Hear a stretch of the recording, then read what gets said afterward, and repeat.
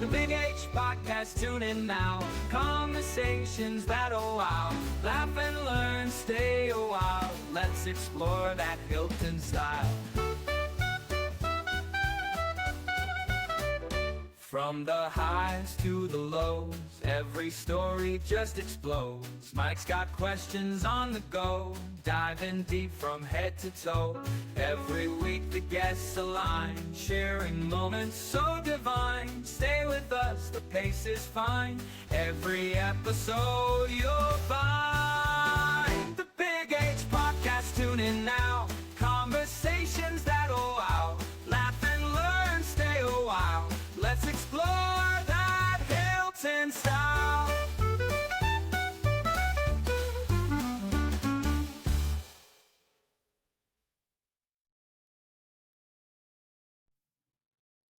Kosiorek, Superintendent of the Hilton Central School District. This podcast is going to be titled Consultin with Casey. Casey, it's very nice to have you on. I know you're a busy guy. Yeah, it's great to be here. I've really enjoyed watching you and how you've evolved with your podcast. And what I love about it from the perspective of a community member and the superintendent is we're memorializing history, some great stories. Really, when you talk about culture and you talk about pride, it's built on storytelling. Mm-hmm. And the storytelling that's happening on your podcast is just awesome. And I think it's so great when we have new employees or new community members that I meet. I always tell them, hey, check out the Big H Podcast, because you can learn about some of the things that aren't always apparent every day in your face for the great people that have come before us and that are amongst us as well. So thanks for having me. And thank you. And when I talked to Nancy Laporte, who's big into the Alumni Association, she was a guest, and I said, do you have any recommendations? And your name came right up, and we just haven't been able to connect, but now we do. Yeah, absolutely. You're in a huge position in the school district. Was there a particular time in your life, your career, when you decided, I think I want to become a superintendent? Never. So I started. That's why you're a good one. well, maybe, but I think I started out. I was a high school athlete. And I was getting ready to make a decision on what I wanted to do moving forward. And I really enjoyed all of my experiences as an athlete. I wasn't the strongest student. I really liked to socialize. There were a lot of things I liked to do, mm-hmm. and studies wasn't always at the forefront. But I built relationships with people, and I really enjoyed the team atmosphere, and I liked athletics. So I ended up deciding to become a physical education teacher. So I went off and got my physical education degree at Canisius College. I played football there as well, and became a phys ed teacher. I taught high school physical education for 8 years, and I absolutely loved it. And then I started to get the itch, and I wanted to be an athletic director. Mm-hmm. I thought that was the next step. It's something that I really liked. I liked the classroom, and there's often days I miss the classroom, but I wanted to potentially be able to influence some different aspects within the district. Yeah. So I went to administrator school. My colleagues had some other names for that, but I went forward, and they always asked me, well, why do you want to do that? Why do you want to be in that type of role? And I just said, well, I think I've sat on a lot of interview committees for people, and I've seen what candidates are out there, and I think I could do a good job. So I ended up getting into the classwork, and I think maybe the first semester, I was like, I'm kind of intrigued now with the building principalship or an mm-hmm. assistant principal. And so that's what I ended up doing. I ended up earning my degree and then becoming an assistant principal. I was an AP in Leroy. Okay. That's where I first met Nancy Laporte. Okay. She was, she worked, led one of the churches out there, and we had worked on a backpack program very early. It was with Jim Thompson, who was my mentor. And it originated in Tyler, Texas, where kids were going home on the weekend hungry. So we worked with all the clergy people and the school district to make sure that the kids in need went home with a backpack full of food. So fast forward, I became the principal in Leroy, and then I was up actually at that point in time, whether this is right or wrong, members of the Board of Education in Leroy had approached me to apply for the superintendency. And I was the ripe young age of 34 years old. So my wife and I talked about it, and I said, yeah, let's give it a whirl. Mm-hmm. And I was the runner-up. They ended up choosing another candidate. So once I had gone through the process, I was like, wow, I think I really might like to do this. So the following year, I had been approached by a search consultant who was leading this process in Byron Burgeon Central School District. So I applied and went through the process, and I became the superintendent there. I was there for 4 years, and I was very happy. It was a great school district, great people. It was a smaller district. It's around 1,000 students, universal pre-K through 12th grade. Mm-hmm. And then I had the opportunity, someone approached me about the opening here at Hilton, and the rest is history. And in January, I'll be entering my 10th year here in the district. Nice. So what were the changes when you came from Byron Burgeon, 1,000 students in the district, to Hilton? What was that change like? Well, Hilton is, you're drinking out of a fire hose. Mhm. Things are coming quickly. You have 4,500 students. You have 4 times the size of Byron Burgeon. So things moved at a certain pace, and it was great for my learning at Byron Burgeon. But once you got here, it's much faster moving. And so that was a bit of an adjustment. Very similar issues or problems to be solved or initiatives. You're just dealing at a little faster pace because of the size of the district. And how are you able to balance the time now? And you can talk a little bit about your wife, your daughter, and your two sons too. Yeah, how do you absolutely balance all that? So it's definitely a lifestyle. One of the things that I would always encourage people to do is to live where they work. It can be challenging at times. We've had some times in the district where I maybe thought, oh, it would be a little different if I wasn't living in the district. Mm-hmm. But so my wife, Debbie, and I, she was a math teacher at Batavia Middle School. Oh. We were introduced by a friend that I played football with who happened to be a social studies teacher on our team. Okay. So we met, and she knew me when I was teaching, and then when I became an entry-level administrator. And then I have 3 children. Kate is actually a senior at Hilton High School. Matthew's a sophomore, and John is in 8th grade. And they do pretty well. They do pretty well. We have a good mindset about what Dad's job is and what it entails. And I don't really discuss work at home. I kind of check it at the door. Mm-hmm. It wouldn't be fair to them, and it wouldn't be fair to the people that I work with. There's a lot of confidentiality. There's a lot of stuff up here that goes nowhere past that, and that's something that's interesting. Whether I'm I stopped to get Kelly's Donuts on Sunday morning, and I had some conversations about some issues that were happening at the high school. So when you're in public, you're always on. That was going to be my question. Yeah. You have to choose. You have to want to be all in, and you have to make some, I don't want to call them sacrifices, because relatively speaking, it is a job, but there are certain things that other families who might not be in a role like that don't have to think about. And we have to be very thoughtful, and because we want to do our best job as the superintendent and the superintendent's family. That's very important to us. We care greatly about Hilton, and it's a change. You're probably not going to see me having a beer at a bar or doing something like that. I like to drink beer, but I'm very thoughtful with who I am. I'm a person, I'm a human being, and I know that you and I have a decent relationship, and hopefully you see me for a person outside of the superintendency. But those are all things you have to consider, and that can be, going through COVID was a really challenging time.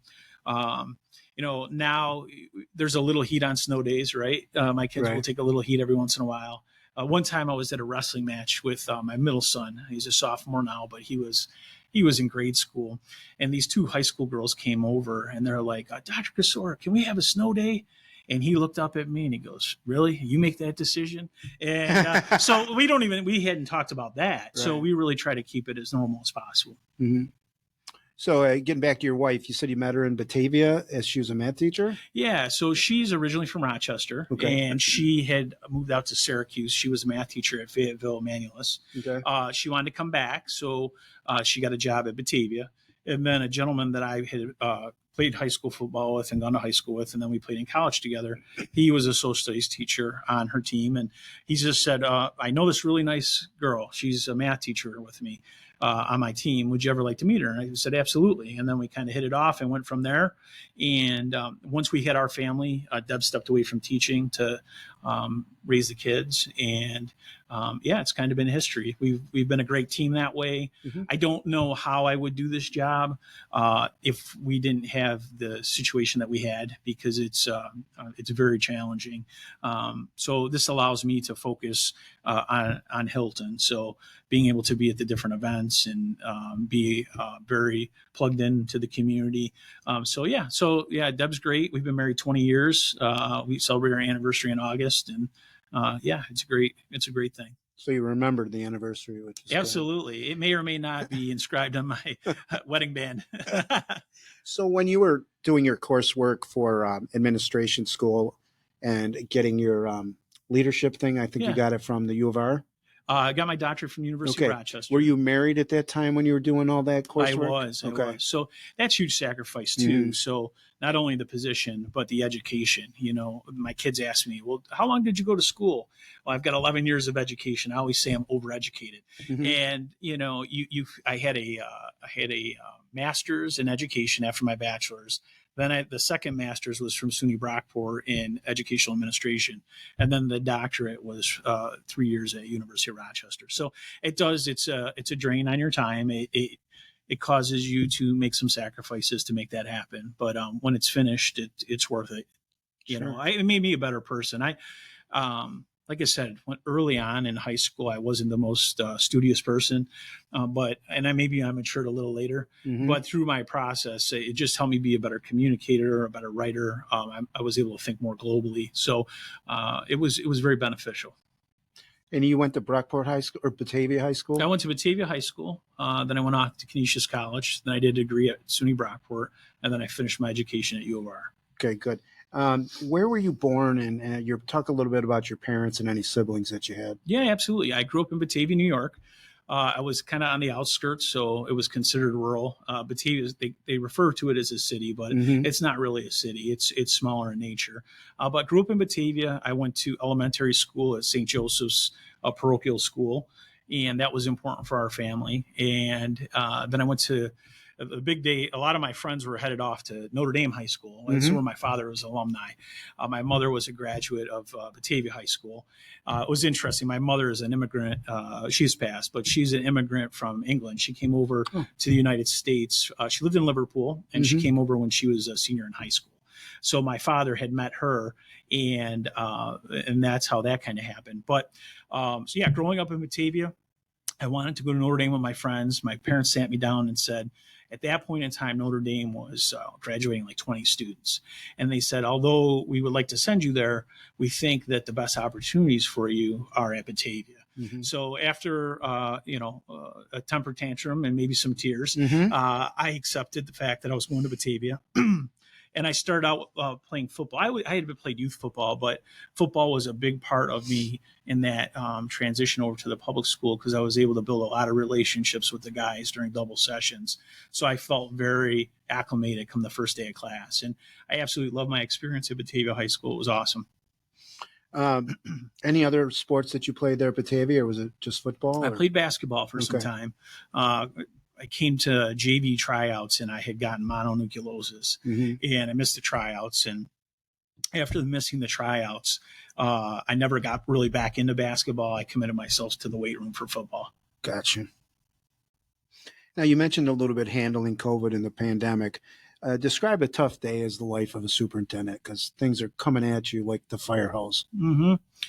Well, I think that COVID was so challenging. And what I always try to help people understand is that I take an oath of office to carry out the Constitution of New York State. Mhm. And there are a lot of times I don't necessarily, on a personal level, agree with what New York State is doing, Right. whether it's academics, whether it was the way that they handled COVID. But in my position, because I've taken an oath of office and I can't violate that oath of office, I have to sometimes carry out some marching orders that I may Right. not 100% agree Right. with. So I think back to masking, and I think there was a time when masking possibly was important, and then there was also a time where maybe they could have been lifted sooner. Mhm. And folks were asking me, why can't we make the decision at a local level? And I said, I wish we could, but we can't. A lot of people said, well, you don't want to do that because you don't want to lose the funding to schools. And I said, well, I mean, there may be a little truth to that. And I think what people sometimes fail to understand is 50% of our budget comes from New York State. Okay. So back in the day when we decided to centralize as a district, we gave up some freedoms by doing that. Mhm. So 80% of our budget is salaries and benefits. So you take away 50% of that because you want to go against the state, your school's not open anymore. Because right. So to me, it's simple math, but for people that aren't in the business of education, sometimes that's a head scratcher. Right. And so there's usually some comments about that. But so a difficult day in the superintendency usually has to do with any type of crisis. So whether it's a student that needs extra support or has made a bad decision, or a family who's upset about something that's happened with their student. It could have been a staff member who did something that wasn't okay to do. Those types of urgencies. We lived through the bomb scares. That's what I was going to. Yeah, that was between that and the issue that happened at Northwood. Those were really, really horrible situations that really pulled on everybody's leadership. And, the bomb threats were an extreme challenge to, you're evacuating, you're evacuating 4,500 students, 1,000 staff members, and you're trying to do the best you can in that crisis. And, it's easy to sit back and say, well, I would have done this and I would have done that. Right. But when you're in that situation, you are making snap decisions. You're sometimes the media can be one of the most overwhelming things because they want answers and they want them now. Rightfully so. Parents are totally upset and concerned about their kids. So they're calling in and they're looking to make sure that their child's doing well and everything's good there. And, so that's really stressful. And that's a very difficult time. You're working with law enforcement to figure out what's going on and who are making these threats. I was very confident that no one was at risk because of what we had known. And I think one of the challenges was I couldn't let the community know everything that I knew. Right. Because if I could sit down with you and I saw you at the grocery store and I could tell you what happened, you'd be, oh, okay, that makes sense. That's why you did this and why you did that. But unfortunately, in that middle of that crisis, you can't always, you want to be as transparent as possible. And sometimes law enforcement and others will not allow you to be as transparent as you would like to be. And I understand why. There are reasons why you can't say everything that's happening because they have to evaluate some things. But I commend our staff. I commend our students. I commend our families. Because all in all, I think through those situations, although people may disagree with me, I think that we did a pretty decent job of keeping people safe. And since then, you never let a good crisis go to waste. Yeah, go to waste. Exactly. I know who really said that. Yeah. Go ahead. No, I'm stealing it. No. But that's the truth, because now I feel and hopefully you've experienced this in your role in the school district. We are now drilling. We know where we're going to go. We know where all those things. I won't get into details because we want to keep that confidential because we don't want bad people to know about that. But we have drills in place and we train on them, and we hope that we don't have to use them. But that came out of a lot of the issues around the bomb threats. Yeah, we have a reunification drill tomorrow, and one of the things I remember, I forget where we were, but you said once, I think it was to a staff meeting, you will always listen to people, but it doesn't mean you'll always agree with people. And one of the things is I want you to kind of self-reflect. What are some characteristics that you've either have innate in you or you've gained over the time that helps you deal with those pressure situations whether it's a pandemic or anything else? I think you go into like the servant leadership, you almost, you realize that your number one focus is the safety of our students and staff. So you get tunnel vision in the sense that you're very focused on making sure that everybody's safe. So because I had been an athlete and been in some pressure situations before, that definitely helps and then now I'm in my 29th year in public education. I'll be entering my 14th year as a superintendent. I think maybe my 19th as an administrator. over time you gain that wisdom. Right. So every experience you have, when you reflect on it and you break it down, it's not a crisis happens, you make decisions, it's all over. Not really. You sit down and you usually debrief, and we're not always public with that debrief. And I do a lot of personal reflection, Mm-hmm. like, hey, what could I have done differently? What could I have done better? What worked well? So I think over time you gain that experience that makes you a better decision maker in those crisis type situations. I don't know if you remember, but I thought you, and I even read the book, you talked about a book, I think a Navy SEAL wrote it, and it was about training. And when you're in a crisis situation, you revert back to the highest level of your training. Absolutely. Do you remember that? Yeah, I do. Okay. I do. Can you bring it up to our listeners? Yeah. So this guy's a bit extreme, but his name is Dave Goggins. And Oh my gosh. yeah. Michael Wheelhan just said that on the last podcast. All right. David got, all right. Yeah. So I read the book and he's telling me about it. yeah, he's pretty crude. He uses some vulgarities. Right. He's got a real interesting story.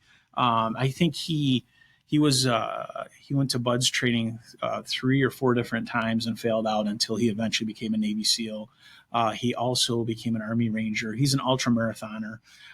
He's actually from Buffalo, New York. Okay. And real interesting story. And then there's another gentleman by the name of Jocko. He just goes by Jocko. He's also a military individual.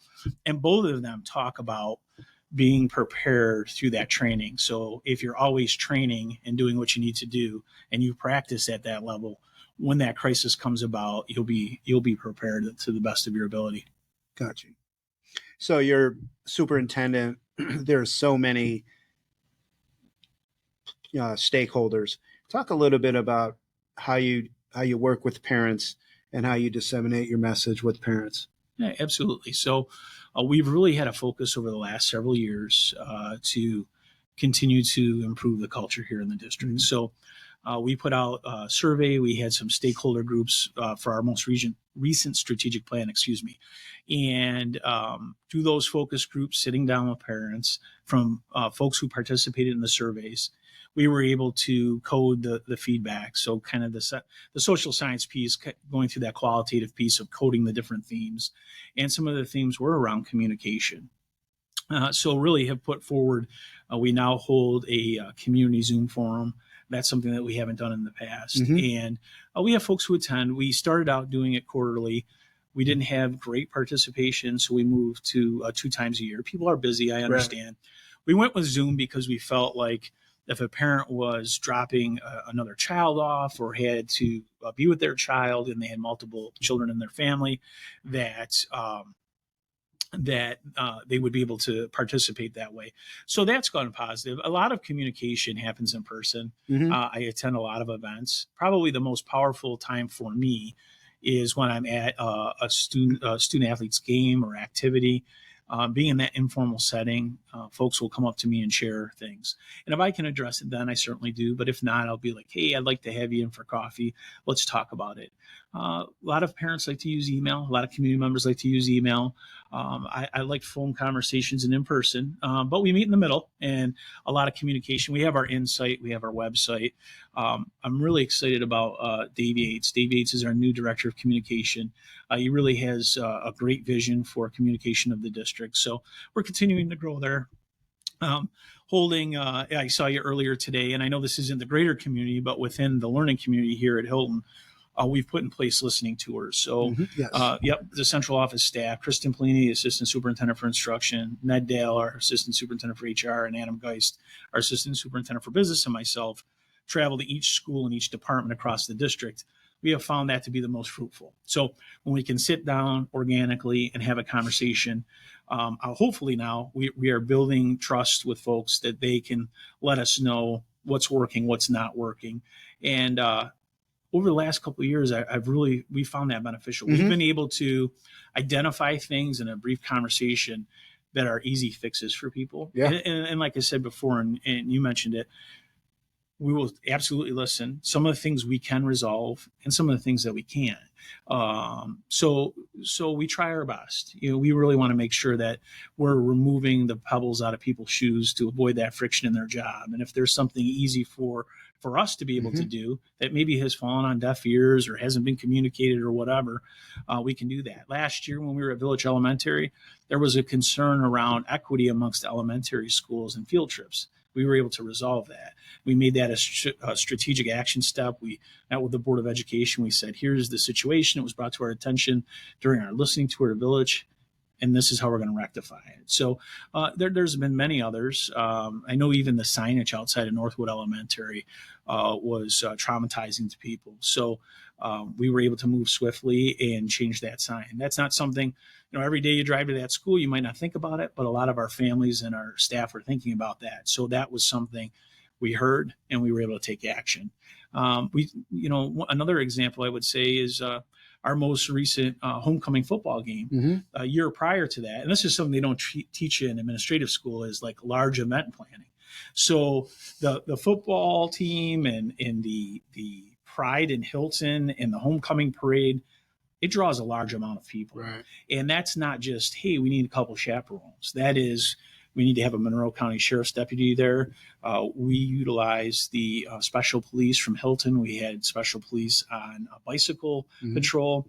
We had special police on golf carts patrolling the parking lot because we had some incidents in the past. Right. We lit the outfield of the softball field because sometimes folks want to go back there and do things that we don't want them to do. So all of those steps resulted in when you have 5,000 people, 3,000 people, 4,000, you get different numbers on the estimate. But when you put those steps into place, and that was all based off feedback from staff, community members. So we had what we call the huddle the Monday before homecoming. It involved Dave Denzon, our director of safety and security, Dave Yates, our director of communication, Jeff Wheaton, our athletic director. We had both Dr. D'Amico and Dr. Green there. Middle school kids, sometimes when they're left unattended, that causes a lot of cleanup on Monday because maybe some kids made some bad decisions. But coming together and really formulating, Adam Geist was there, and we were really able to formulate a plan. So that was based off that feedback too. So we want to just keep that feedback cycle going. We really want to lift up all of our employees and take ideas. I usually don't have a good idea. If I have a good idea, I've taken it from somebody else. So really, when you start to think in that mindset, you can improve the culture of the organization. When people see that their feedback's being acted on, it's going to make the place a better place.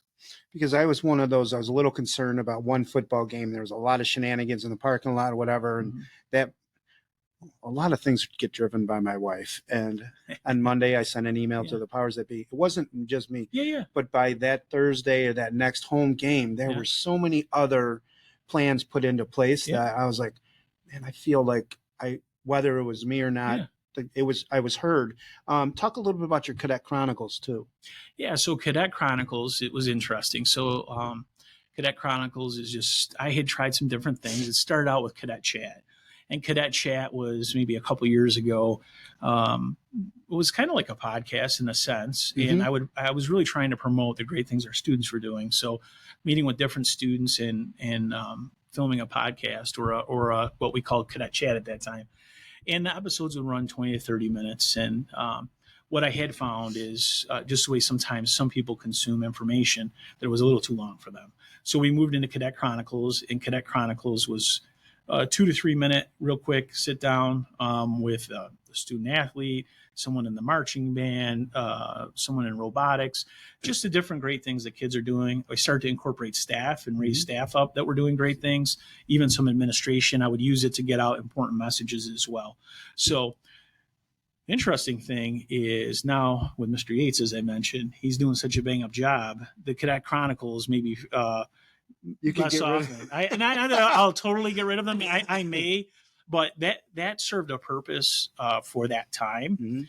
And now when it's like, oh, I need to find someone for Cadet Chronicles. Oh, Mr. Yates already did a story on them. Right. So I was doing that to supplement our communications at that time. And now we seem to be in a good place. So we'll see what happens. I'll never say never. Talk a little bit about your message on Fridays that you send out to staff. Yeah, so I'd say maybe 8 or 9 years ago, I had gone to a professional development, and at that point, the CEO from Paychex was there, and he was talking about culture and messaging, and he talked about a live message or a quasi live message to your staff. So it was outside of my comfort zone, and I said, oh, I started messing around with a camera on my computer, and then started to investigate posting on YouTube and things like that. And then I said, oh, you know what? Instead of when I was in Byron Virgin, I used to send a written message to the staff on Fridays. What if I do a video and kind of messed around with it? The first time it took me like 47 takes. I was like, oh, I don't know if this is really what I want to do. But as I got more comfortable in front of the camera, usually I do it, and I'm okay with my imperfections, right? So if I mess something up, okay, the people are going to see me for who I am. That's who they see when I come to the classroom or in the hallway. So as long as it's not a major flub up, I let it rip. And so I do that I usually record The Secret. I don't record it on Friday morning. Some people thought I recorded it on Friday morning. I do record usually Thursday evening. Yeah. And really my goal there is to celebrate staff and students and the great things happening in the district. And then I weave in some informational items as well. So I don't want to make it too heavy on the important information, because it's funny, some staff members said, oh, geez, I listened to you while I'm getting ready for work. Or, oh, my spouse says they miss hearing you in the morning. And, I found that interesting. And I had torn my bicep tendon last year, and so I was out of work for a short time, and I couldn't film it. I wasn't able to do so, and it was really nice. A couple folks had either seen Debbie in the grocery store or mentioned to me, "Hey, you really missed your Friday message." And that was very validating, not necessarily for me on an ego standpoint, but that when I do that, people actually embrace that and appreciate that. I try to do a lot of connections between the buildings too, because if you're working in the elementary or high school, vice versa, you may not know what's going on in the other areas in the district. So I try to bridge that together. And then what's it like connecting with students? Because you're right there, you're out and about in the schools, and you come into classrooms, you're talking to kids, so what's it like reaching out with students? Well, that's the biggest thing I miss from teaching and coaching is the kids. My position now is the majority of my time is with adults, and that's great. I just really kind of like to ham it up sometimes with the kids. I like to build relationships. I got a buddy over at the middle school. He's a Dolphins fan. I always razz him because I'm a Bills fan. Just trying to connect. I think that there's no excuse why you should walk by someone and not say hello. 100%. So anytime, whether it's a staff member, a student, hey, how's it going? How's your day going? I try to get into the cafeterias, the classrooms. I love coming into your classroom, and we'll have our football chat. Or if it's something else, I've been invited to different classrooms. One point, Pam Statmiller invited us into a phys ed class, and I ended up being a Christmas tree that needed to be decorated, and different things like that. It's really enjoyable to build those relationships. And with three children of my own in the district, I have a different angle too because of my children's friends. So I'm able to interact with them as well, whether it's in school or outside of school sometimes. Yeah, there's also a picture on the website and your superintendent's page, and you're in a music classroom, and there's you and some other people. With Sonia Volkmar, one of our music teachers over at Northwood, said, "Hey, are you a risk taker?" I said, "Yeah, we're risk takers." So I got the rest of the assistant superintendents, and she taught us how to play the ukulele during a class, and it was a hoot, and the kids were just blown away. So it was real fun for us as a team, but it was also fun with the kids, I think. Hashtag We Are Hilton. Explain the meaning of that hashtag. So you can link it back to a few things. There's quite the story behind We Are Penn State, and really how that came about. And it might be a little bit linked to that, but really we went to Ned, Kristen, Adam, and I, the assistant superintendents. We knew that we needed to do some professional learning around building organizational culture. So we had headed down to Harvard And now I can tell my father I'm Harvard educated. And Is your dad still around, by the way? my father is still around. Okay. Yes. Yeah. My mother passed away about a year and a half ago. My father's still around. He still lives in the house that we grew up in. He's a retired social worker. He worked for Genesee County and was a caseworker and social worker. So he had a good run of community service and helping people as well. But so we had gone down to Harvard, and we worked with a gentleman by the name of Lauren Rubis. And Lauren Rubis is done a lot of research and practice, very practical around culture. And he worked for an NHL team. He worked for a major bank. He would get called in. He was a chief culture officer, if you will. So how do you make sure that you're retaining employees, you're supporting employees, you're making happy employees? So he really was from the private sector. So taking what we learned there. And so we learned from him a lot of different things. And when we started the strategic plan, one of our first goals was to identify what were the important values of everybody at Hilton. So whether you're a student, a bus driver, a teacher, an administrator, what's important to you. So we went through that process, and what emerged from that, number one, was integrity. So everybody, it doesn't matter what religion you are, what political affiliation you have, what you eat for breakfast. No one can disagree that integrity is one of the most important things we can do as human beings. The next was welcoming and affirming. So as a public school, we want to make sure that anyone who walks through our doors feels welcomed and affirmed, whether that is a teacher, it could be a custodian, it could be a parent, it could be anybody. So that was important. Hands down, that was important. The next thing was putting people first. That seems pretty basic, doesn't it? It's like the golden rule. Let's put people first. How do we treat people? How do we make people feel good about themselves and what they're doing? And last but not least was lifelong learning, because we're in the learning business. So whatever that is, whether that's a staff member learning something new, whether that's a student continuing to grow as they're a student here in the district.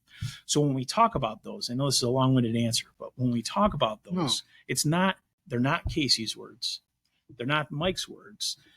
They're who we aspire to be and who we are and who we need to be. So when we say we are Hilton, that's what we are.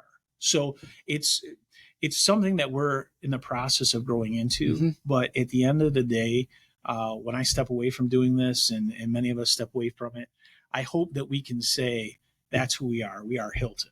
Not, oh, I'm working on my integrity. No, this is who we are. So that's really where we are Hilton hashtag came from, and the focus behind that. Nice. So going back a little bit to high school and college, did you have any influencers there? Any professors, teachers? So John Crite was my high school football coach. He was the dean of students. He was an economics teacher, and he was my football coach. And he was absolutely huge on my development. I spent a lot of my time around the football program, and that was so important to me. I also had a mentor Jim Thompson, gave me my first administrative job. And so he was very influential. He taught me things that you don't learn in your coursework. And the emphasis is on relationships. And if you can work on being good with your relationship building, the rest will follow. So very interesting. I was a physical education teacher, and my first administrative job was an assistant principal at an elementary school. And the teachers were very suspect on what I would know about instruction, because I was a physical educator. Do you know when you got your job here that was one of Yeah. I can imagine that. No, absolutely. So, this guy was a physical education teacher. Well, this is what it's not a comeback by any means, but when you're a physical education teacher, or you're a coach, or you're even now when I look at individuals teaching a student how to play a musical instrument, it's the biggest feedback loop ever, and I think that whether you're teaching how to make a proper jump shot, or you're teaching someone how to computate a math equation, they're very similar strategies. And so, I think that when I entered that position, did I have to learn a lot? Absolutely. But what Jim said he saw in me was leadership. And at the end of the day, yes, it's important to know how to teach and understand instruction, which I had to do in Leroy. I had to do in Bergen. I do it here, but not as much because of the size of the organization. Right. We have some other people that focus Right. on that. But yeah, he was a big role model because he saw something in me and he took a chance on me. And then my father and my mother were both very, very great people. Like I said, my dad's still around. My mother's passed, but just they made a lot of sacrifices for my brother and I. I have a younger brother. His name's Joe. He's a school architect. He actually lives in Rochester as well. And he was, he and I had a great relationship with my parents, and my parents were very strict. There's right and wrong, and we don't do what everybody else does. And, what happens at the dinner table stays at the dinner table. And, at the time, it wasn't necessarily fun to be parented that way, Right. but you look back at it and you greatly appreciate it. Like I said, my father was a social worker. My mother started out, she was a cashier at Tops Grocery Store in Batavia. My dad would work during the day.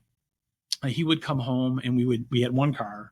We would drive. I know that's crazy nowadays. Everybody has a car, everybody has a cell phone, but we lived in a modest ranch, and he would drive my mother to work. She would work from 7 p.m. To 11 p.m. And then he would be with us in the evening. And that's how they made ends meet. And, they were eventually my mother went on and she had several different jobs. Her favorite job and her last job was being the secretary to the elementary principal at Oakfield, Alabama, because I think she thought she always wanted to be a teacher, but as an immigrant, she didn't think college was going to happen for her. And she never went to college. So she did that, and that was very fulfilling because she got to be around the children and really enjoyed that piece. So you said she was an immigrant from England? Yep. Did she have an accent and everything? She had somewhat of an accent. My grandmother, who's since passed, she had a very thick accent. Yeah.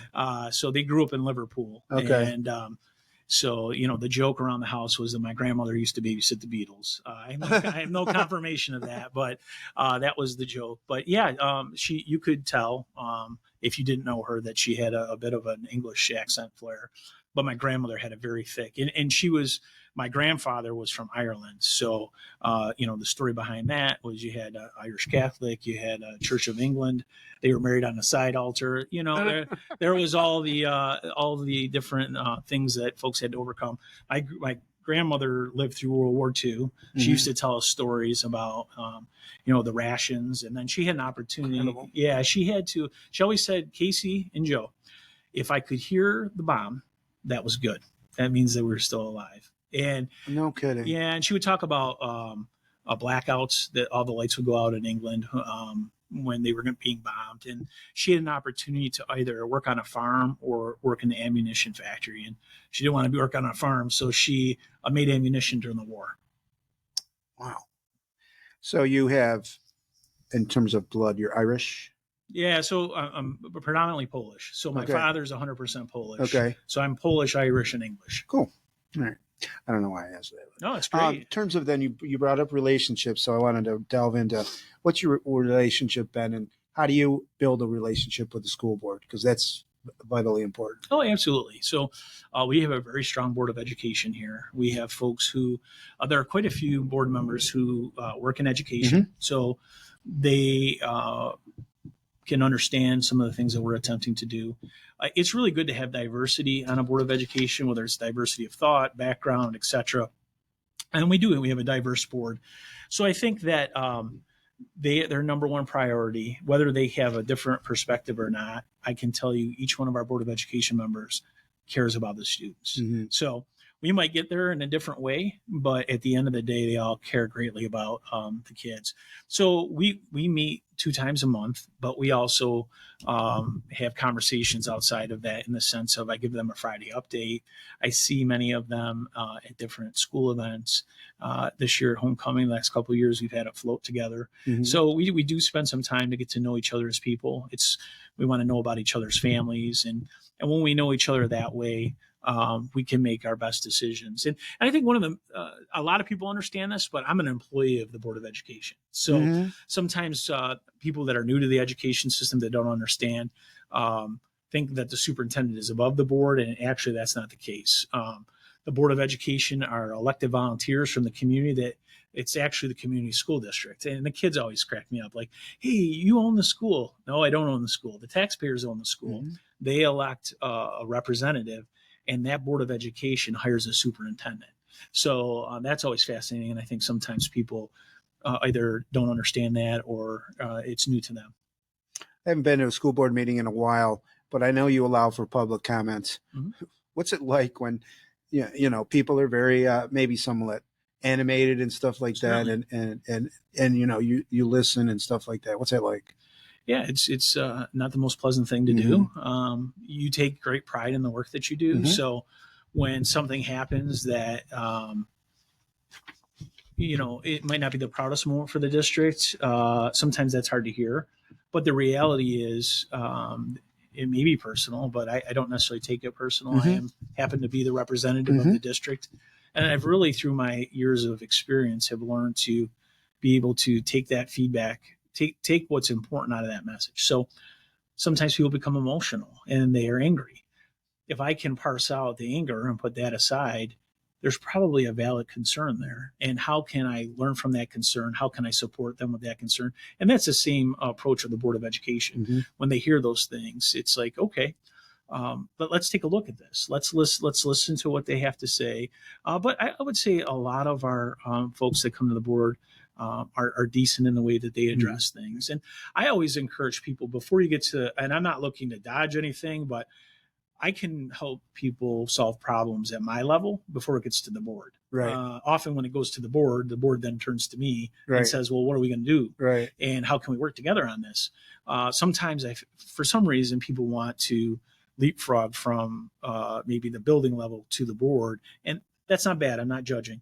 But if they take that extra step to meet with me and talk to me about their concern, I may be able to resolve it Sure. and save them a Tuesday night. Sure. So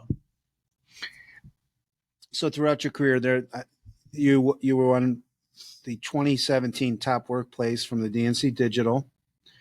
You were recognized as Administrator of the Year. You were the I might pronounce it wrong, Tyler Van Giel Educational Leadership Award from the U of R. Yep. How did I do on the name of that? That was great. That was great. Better than I did the first time I heard. When you receive accolades like that, what's it feel like for you? I mean, like, how do you celebrate it? I really don't. Mhm. I mean, there's a moment. I think we all should. I probably need to do better of that. Going back to my football playing days, the way that I coached and learned, it was, you win the game, you enjoy it for 24 hours, and then it's back to work because you have your next opponent. And almost to a flaw. I can remember in college a couple times having some really big wins and not enjoying them as much as I should have because I was so focused on preparing for the next game. And I think that that's not healthy. So doing a better job of enjoying it. Those awards really represent the work and not the work necessarily of me. A little bit. Okay, I put some effort in. I made some commitments to a greater good. But a lot of times, like when I look at that top workplace, that's a celebration of every employee and student and family here in Hilton. The one from U of R, I wrote my dissertation. That was around the work of my research. But I think all in all, when those moments happen, it's really about all the great work that we have done as a team in whatever organization I've been in. What was your research about that you wrote your dissertation on? So I had implemented a program called Video Coaching Program. Okay. And this was at Byron Burgeon. And we do that here at Hilton. And really it came from some of my athletic playing days. And when I played football, the games would be videoed and we would watch them on Monday. And you always played a heck of a game. And then you sat down and watched the video and you saw, I was an offensive guard. What block did I miss? Could I have gotten up to the linebacker quicker? Did I take the right three-step drop when I was pass protecting? All of those things. And my coach used to always say, and I don't think it was his original term. I've heard it from other football folks, but the eye in the sky doesn't lie. Right. So I said, it'd be fascinating to see what would it be like if a teacher had their lesson video recorded. So when I was at Leroy, I had dabbled with that and I worked with a teacher who is going to become an administrator, and we video recorded his class. And the first thing he said that morning we walked in, I bought a camera at Walmart. It was this, and it had a disc. I mean, the technology was so different. And he walked in, he goes, Casey, You won't believe it. I said okay 75 times in that lesson. And he had a laundry list of things that he wanted to improve upon. And not one of them I had to, it wasn't that I had to say, hey, Mike, you when you close that lesson, did you check for understanding? Mm-hmm. This individual, I said, whoa, slow down. Let's not take so hard on ourselves. What are a couple things that you'd like to focus on and get better at? And that's when I realized, wow, this is magic. We know, as a teacher and a coach, the best is when you have someone engaged in their learning and they want to learn. So that's so moving forward, I partnered with Jim Thompson, my mentor. We implemented a program at Byron Burgeon, and then I wrote my dissertation on that, really to see what was effective about it, if it was effective, and what were the important variables if you were to implement a program. And the first one is it's non-evaluative. So when I say non-evaluative, it is evaluative in the sense that someone's evaluating their craft, but it's not evaluative in the sense of like a principal making an employment decision on them. So people have to feel vulnerable to go in front of the camera. I remember a kindergarten teacher in Bergen once said, I never knew what I looked like when I taught. Like, who is that lady on the camera? And, that was powerful too. So really, the importance is that, it's in a safe and secure environment. And I think the other part is it's partnership. The coach and the coachee, they're equals. And we're just talking about how we can get better at what we do. And then the teacher gets to choose what their goals are. They're not prescribed. So you watch the video and you say, oh boy, this is something I want to get better at. And then we work together to create a plan to make that better. So that's been powerful. We've implemented here in Hilton. I think we're in our 8th year here, and we've had hundreds and hundreds of teachers go through it. Mm-hmm. And to my knowledge, everyone's been very positive about it and said, boy, I wish we had more professional learning like this. So that's been a big hit, and it's been really good. And that's kind of how it all came about. And that was what my dissertation focus was. Okay. What do you think's next for you in Hilton? And Hilton, I mean. And Hilton. And Hilton, at Hilton. Well, Hilton is it, right? Mm-hmm. So some people ask me sometimes, are you going to do something different during your time as an administrator? And the answer is no. I live here. My kids are educated here. We're community members.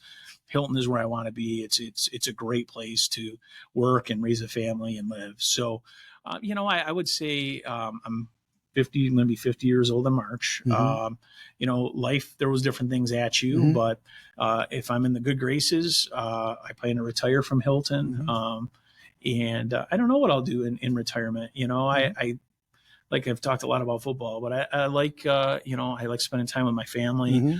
I've kind of got into this hobby of collecting football helmets. So doing some things like that. People, are you gonna be an interim in another school district or something like that? And if you were to ask me today, no, I'm going to leave it all on the field here in mm-hmm. Hilton. And when my last game is played and my cleats are hung up, it's done. I'm not someone that I feel needs to. When I retire, I'll have been a school superintendent for 18 years. So I think at that point, I know there's different opinions about what I do, but, I've given what I've got, and I think it'll be on to something different. That reference to leaving it all on the field, very good football reference. A few more questions and some more fun things. Casey Kosiorek's favorite food? Oh, all food? No, I like, more of a buffalo cuisine, but I like a good beef on whack. Uh-huh. There's a restaurant that I go to back home. They call it, I don't know, it's like the Batavia Special, Batavia Original. Basically, it's a beef on whack, 6 chicken wings, and a mac salad. Mm. So I like that. I like some of the foods, definitely on the Polish side of my heritage, guamki and pierogi, and really enjoy some of that ethnic food. But I'm also a one for some great pizza and chicken wings. Gotcha. Binge show or TV show? So I've been binging, and I'm late to the game because this was I think it came out in was it the late 2000s. Friday Night Lights. Mm-hmm. So now I'm in my second time watching the series. So when I get on the treadmill in the morning, I think there's 5 seasons total. I think I'm in the 3rd season. But Friday Night Lights is what I'm binging right now. My wife was in love with the coach. Now during that, I don't know, Sarah's in the quarterback. Yeah. was actually dating the mother in the show. Oh, really? Yeah, because obviously when they're actors like Yeah. that, like a 25-year-old could be playing a 17-year-old, and Yeah, then Reagan's. yeah. Oh, it's all good Oh, stuff. yeah, We'll yeah. talk about that after. Favorite movie? Rudy. Rudy. Yeah. Okay. Yeah. Because tell the audience your favorite college team. Yeah. My favorite college football team is Notre Dame. Mm-hmm. Penn State is a close second. Mm-hmm. I root for the Buffalo Bills, and I root for Hilton, and then I root for my my high school that I attended, Batavia. So those are, but Hilton's first. Hills first. Yeah, those you can't really see it, but the next corner he's got play like a champion today. And for those that don't know, that's a Notre Dame through and through mantra. Favorite book? It would probably. I mean, we talked a little bit about him recently. Some of my latest reading was Dave Goggins, and just real interesting. And I was reading him during some of the most intense times in my leadership career. Sure. And he, you know, like I said, he's rather crude in some of the way that he communicates, but the lessons and the self reflection was great. So he's got a couple books out that I read recently, and outside of that, outside of following my kids' athletics and the job and things like that, I haven't. It's been professional reading at this point, not much leisure reading. Gotcha. Favorite quote? Maya Angelou. And people will remember the way that you made them feel. Okay. And I think really the essence of that quote is doesn't matter what you do, but it's how you make people feel. And I'm paraphrasing. I don't have it down perfectly, but I think that applies to everything, whether in my dad role, in my son role, in my superintendent role, in my husband role. I think that that's so important, and the rest will fall in place. And you know, at the end of the day, that's, I hope, when I do retire or walk away or whatever the timing is for me, and it is that people say, you know what, maybe I didn't always agree with Casey, but I knew he cared about me and he was a good guy. And I think that that's really important. Yeah, and I can say that for sure. I got a couple more questions, but Yeah. every time I come away from you or interaction is, that guy just listened to me, and he's like the biggest thing in the school district, and you got a great wife, and your kids are great too. If you could pick anybody from history to have dinner with, who would it be and why? I'm going to go back to football. I'd be very fascinated to sit down with Joe Paterno. Okay. Just very interested about his approach early in his career and how he built a tradition at Penn State. I think there's a lot. I mean, there could be some political folks. I always was a big fan of Ronald Reagan. Mm-hmm. That would be interesting. So yeah, those are a couple. Would you let them pick up the tab, or would you do it? Oh no, I'd probably have to pick up the tab. All right, last question, and then a couple comments. What makes a successful learning community, and how does your leadership help conquer those goals? I think when you can provide psychological safety and welcomeness, I think that's first and foremost. So people have to be comfortable with who they are, and they have to feel welcomed. So public school is unique in the sense that we educate everyone. We don't choose who goes to school here. People who are born in the Hilton community, from all different backgrounds, maybe they've moved from another city or state or country.